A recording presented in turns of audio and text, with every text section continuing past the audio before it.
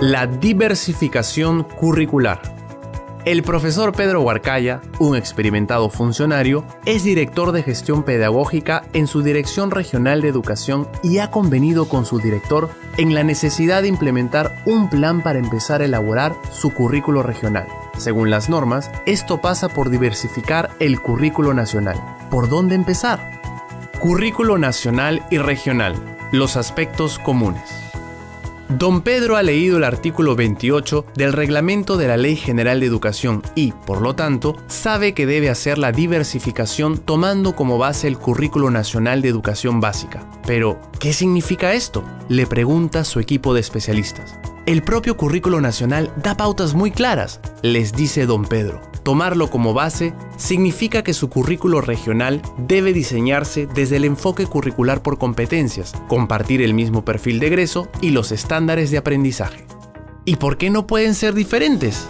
Los resultados a los que apunta el sistema escolar nacional no pueden ser de distinta naturaleza. ¿Se imaginan que Loreto eduque en competencias, Arequipa en contenidos disciplinares, Junín en capacidades y Lima en habilidades cognitivas? ¿Se imaginan que en La Libertad se forme para el manejo de las tecnologías de información y comunicación, pero que en Huánuco se decida no hacerlo? Pero cada realidad es diferente, le dice uno de sus especialistas. Es verdad, responde Pedro, pero no vivimos en otro país donde cada estado es independiente y tiene sus propias normas. Somos un país unitario, que se rige por las mismas leyes. Por eso, un niño o una niña que acaba la primaria en Piura puede hacer la secundaria en Apurímac e incluso terminar su quinto de secundaria en Iquitos.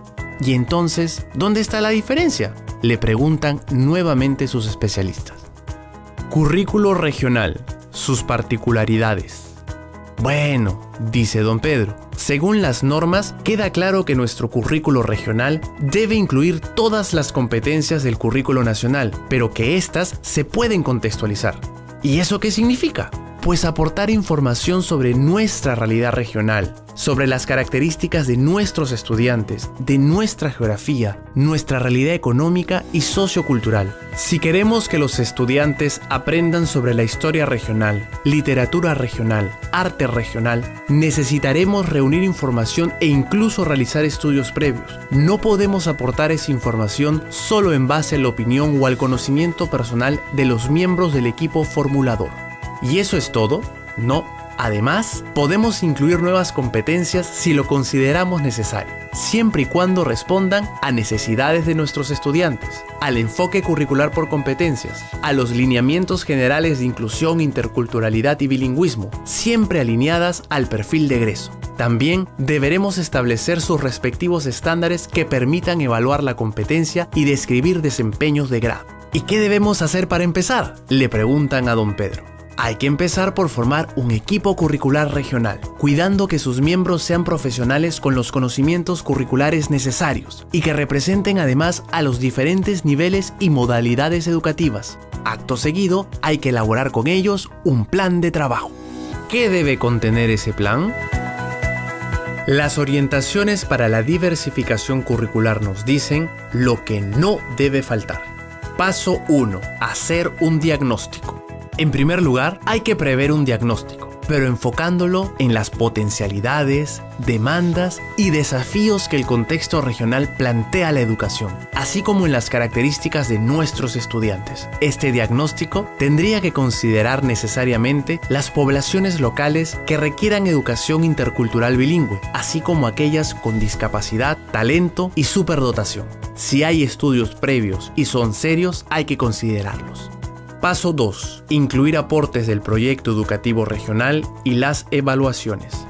Otro aspecto a considerar son las recomendaciones de nuestro proyecto educativo regional, actualizándolas si es necesario, así como los resultados de las evaluaciones nacionales de estudiantes de nuestra región. Si hubiésemos hecho evaluaciones a nivel regional, habría que considerar también sus resultados. Paso 3. Seleccionar qué competencias requieren diversificación. Una vez hecho todo esto, estimados colegas, vamos a tener que identificar las competencias y capacidades del Currículo Nacional de la Educación Básica que en sentido estricto necesitamos diversificar. No tiene que ser el 100% necesariamente. Si hay varias que son pertinentes a nuestra realidad regional, así como están formuladas, no nos debemos sentir obligados a contextualizarlas. Paso 4. Hacer consultas. Por último, deberemos elaborar un plan de consultas, abriendo espacios participativos e involucrando a los consejos participativos regionales, así como a otras instancias importantes de la región, sean públicas o privadas. Aprobar el currículo regional. ¿Y qué hay que hacer para que el currículo que formulemos tenga valor oficial? Pues tenemos que preparar una versión preliminar para que sea revisada por el Ministerio de Educación y recibir luego su opinión favorable. Lógicamente, esa versión preliminar tendrá que ser aprobada por nuestra DRE y por el gobierno regional. Si hay observaciones, tendremos la posibilidad de subsanarlas. ¿Y qué pasará con los currículos regionales que ya se tienen? ¿Y qué hacemos con el currículo regional que se avanzó durante la administración anterior de la región? Deberemos actualizarlo de acuerdo a los cambios que presenta el currículo nacional. Si se han producido cambios significativos en la región a nivel social, económico, demográfico o cultural, debemos tenerlos en cuenta también, luego de lo cual solicitaremos la opinión favorable del Ministerio de Educación.